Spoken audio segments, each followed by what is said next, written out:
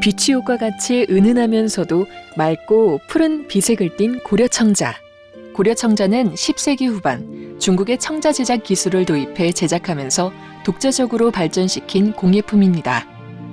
이후 12세기 말에서 13세기 초가 되면 고려만의 청자가 등장합니다. 바로 고려예술의 정수라 일컫는 상감청자. 청자 제작 기술이 점차 고도화되면서 탄생한 이 청자는 기존 음각이나 양각 문양의 청자와 달리 선명한 문양이 특징인데요. 상감 기법은 여러 과정을 거쳐 완성됩니다. 우선 점토로 그릇을 성형한 다음 무늬를 음각해 새겨 넣습니다. 그 자리에 백토를 채우고 어느 정도 말린 다음 조심스럽게 긁어냅니다.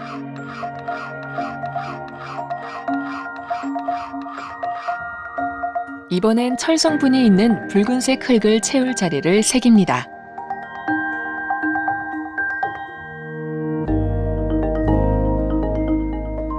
검은색으로 표현할 부분에 붉은색 흙을 채우고 말린 다음 다시 긁어냅니다. 차례로 다른 흙을 상감해서 무늬를 완성하고 초벌한 다음 유약을 씌우고 더 높은 온도에서 구워냅니다. 이로써 흑백의 선명한 문양이 장식된 화려한 상감청자가 완성됩니다. 상감 기법은 중국을 비롯한 유라시아 여러 문화권에서 주로 금속 공예에 사용된 장식 기법이었지만 그것을 도자기 제작에 적용한 것은 고려 장인들의 손끝에서였습니다. 그런데다 동시대의 색과 형태를 강조하는 방향으로 발전한 중국의 청자와 달리 상감청자는 흑백의 대비로 선명하면서도 조화롭고 화려한 문양을 표현함으로써 고려 청자만의 개성을 보여주게 되었습니다. 이러한 상감청자는 1170년 무신정변 이후 당시 지배층의 고급 취향에 부응하기 위해 만들어졌던 것으로 이해하고 있습니다.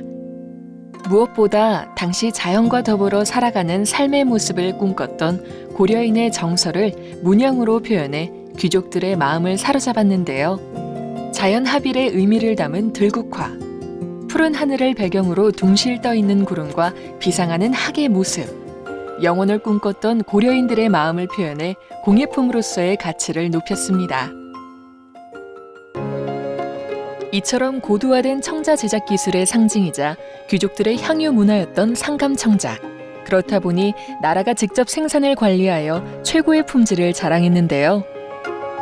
하지만 14세기에 접어들며 서서히 쇠퇴하기 시작하였고 특히 14세기 후반에 이르면 외구 침입이 심해지면서 결정타를 맞습니다. 청자 가마터들이 주로 자리했던 해안가가 타격을 입었고 왕권 약화로 양질의 상감청자를 제작하기 힘든 상황에 이릅니다. 결국 이러한 상황 속에서 상감청자의 시대는 서서히 막을 내리게 됩니다.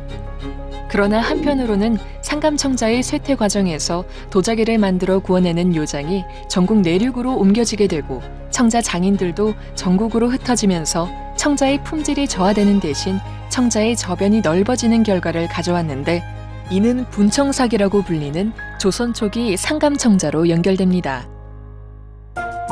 중국의 청자 제작 기술 도입에서 싹텄지만 고려의 독자적인 실험 정신과 개성적인 미의식으로 꼽힌 상감청자. 수백 년이 지나도 변함없는 그 아름다움은 고려 귀족 문화의 대표 공예품에 머무르지 않고 세계적인 예술품으로 인정받고 있습니다.